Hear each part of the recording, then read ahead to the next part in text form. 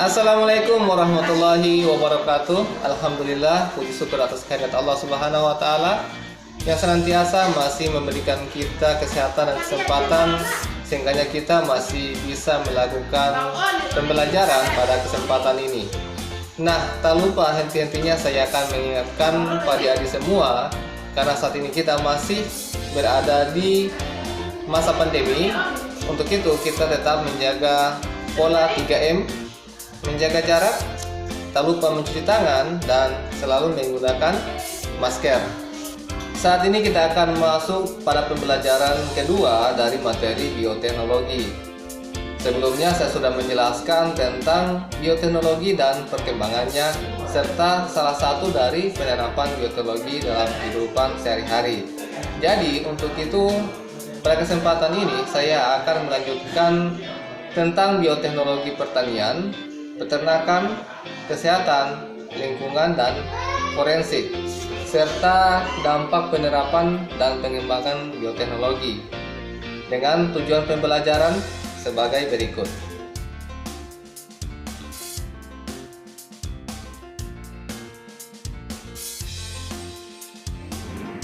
Produksi pangan dengan cara tradisional tidak lagi memadai untuk memenuhi kebutuhan pangan yang terus meningkat. Keterbatasan ini menuntut para ilmuwan untuk mencari solusi dalam memproduksi bahan pangan dengan cara yang lebih baik. Penerapan bioteknologi modern dalam pertanian menjadi solusi terbaik saat ini untuk mengatasi masalah tersebut. Penerapan bioteknologi modern dalam pertanian berpotensi meningkatkan produksi tanaman budidaya dan mengurangi pemakaian bahan kimia berbahaya seperti pestisida. Bioteknologi modern dalam pertanian dilakukan dengan menerapkan teknik rekayasa genetika, yaitu dengan melakukan manipulasi susunan gen suatu organisme, sehingga dapat dihasilkan organisme yang memiliki sifat baru. Bioteknologi juga banyak diterapkan dalam bidang peternakan, yaitu dengan dikembangkannya hewan transgenik melalui teknik rekayasa genetika dengan tujuan untuk meningkatkan kualitas hewan ternak, yaitu diantaranya peningkatan produksi susu pada sapi, tahan terhadap penyakit, menghasilkan daging berkualitas, dan pertumbuhan yang cepat. Bioteknologi banyak diaplikasikan dalam bidang kesehatan atau bidang medis. Misalnya, pembuatan antibiotik, insulin sintetis, vaksin, dan antibodi monoklonal. Antibiotik merupakan senyawa yang dapat menghambat pertumbuhan mikroorganisme lainnya, khususnya bakteri. Sebagai contoh, antibiotik penisilin dihasilkan oleh jamur Penicillium notatum dan Penicillium rhizogenum.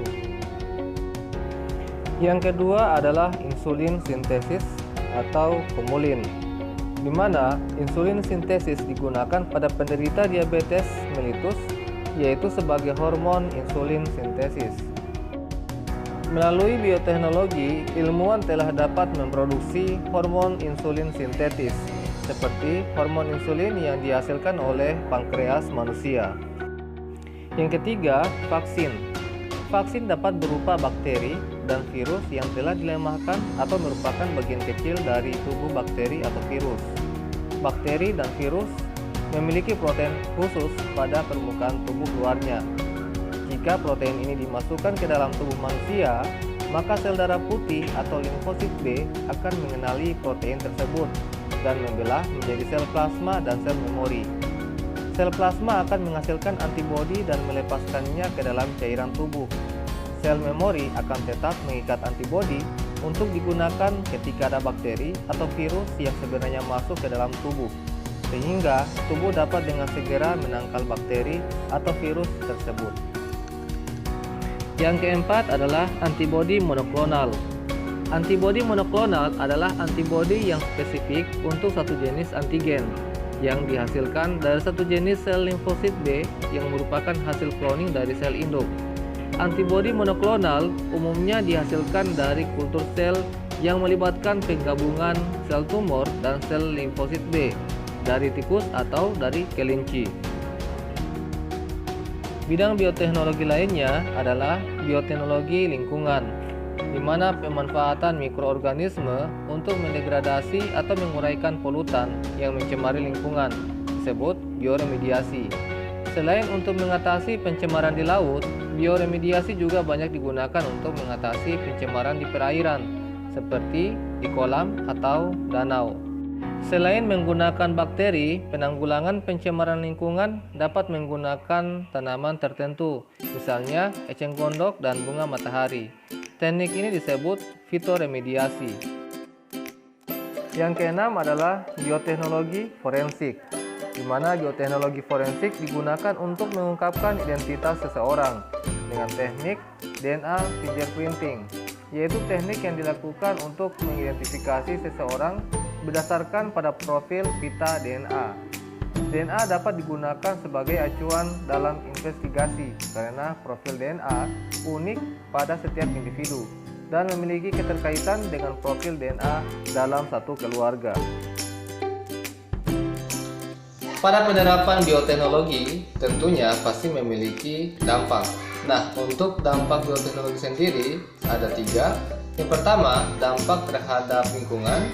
Yang kedua, dampak terhadap kesehatan. Dan ketiga adalah dampak sosial ekonomi. Dampak penerapan dan pengembangan bioteknologi terhadap lingkungan adalah tercemarnya keanekaragaman gen pada suatu tempat atau rusaknya plasma nutfah. Apa sih plasma nutfah tersebut? Plasma nutfah adalah materi yang membawa sifat suatu makhluk hidup atau sebuah makhluk hidup yang mendiami atau makhluk hidup asli yang mendiami suatu tempat. Nah, ini dirusaki atau dicemari. Siapa yang mencemari? Itu adalah organisme transgenik. Nah, organisme transgenik adalah organisme yang susunan gennya itu sudah termodifikasi. Dalam artian, gennya sudah terjadi pengurangan atau penambahan, sehingganya berbeda sifatnya dengan tanaman atau keanekaragaman gen yang mendiami suatu tempat tersebut. Sebagai contoh yaitu tanaman jagung transgenik yang tahan terhadap herbisida. Nah, pada serbuk sari, tanaman jagung transgenik ini akan menyerbuki tanaman jagung lokal atau yang mendiami pada tempat tersebut. Nah, hal ini akan berpengaruh terhadap tanaman jagung lokal. Perlahan-lahan, tanaman jagung lokal akan berkurang dan lama-kelamaan akan hilang. Nah, kenapa demikian? Karena pada dasarnya tanaman jagung transgenik merupakan tanaman jagung yang unggul, sehingganya para petani lebih cenderung akan memilih tanaman jagung yang unggul, sehingganya akan terjadi pengurangan besar-besaran terhadap populasi dari tanaman jagung lokal. Yang kedua adalah dampak terhadap kesehatan, di mana tanaman-tanaman transgenik ada yang memicu terjadinya alergi pada orang tertentu. Nah, kemudian sebagai contoh lainnya adalah alkohol. Nah, di mana alkohol digunakan sebagai bahan untuk kesehatan, tapi malah disalahgunakan oleh orang tertentu, sehingganya akan mengakibatkan pengaruh terhadap kesehatan manusia. Yang ketiga adalah dampak terhadap sosial ekonomi.